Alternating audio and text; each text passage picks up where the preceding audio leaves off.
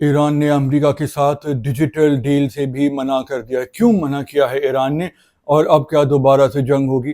تو اس حوالے سے ولاگ میں کچھ اہم پوائنٹس پہ بات کر لیتے ہیں۔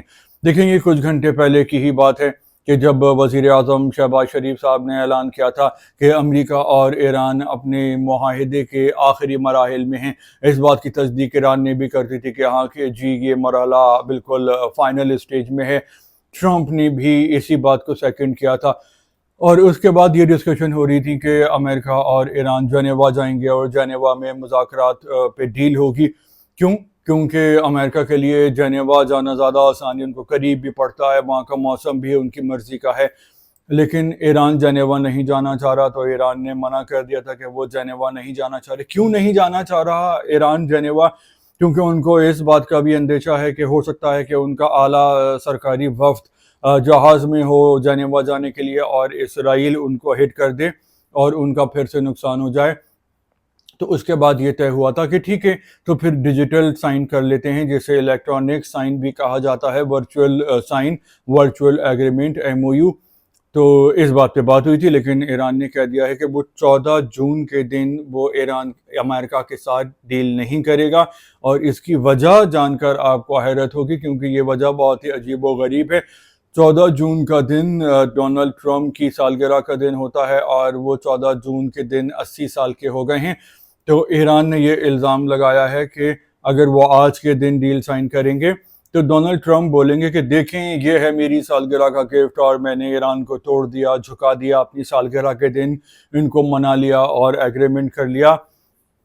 تو ایران نے منع کر دیا ہے، تو کیا اب یہ ایگریمنٹ کب ہوگا؟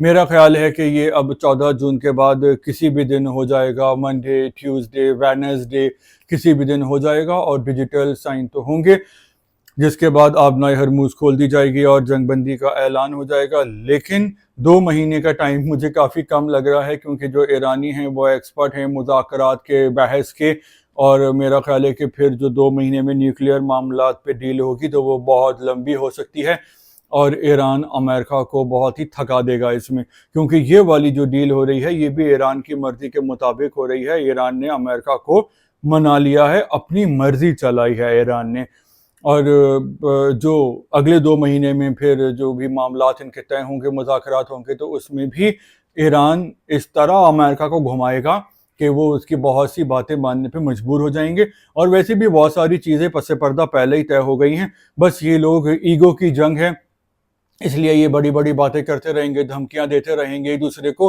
اور آہستہ آہستہ معاملے کو ٹھنڈا کرتے رہیں گے۔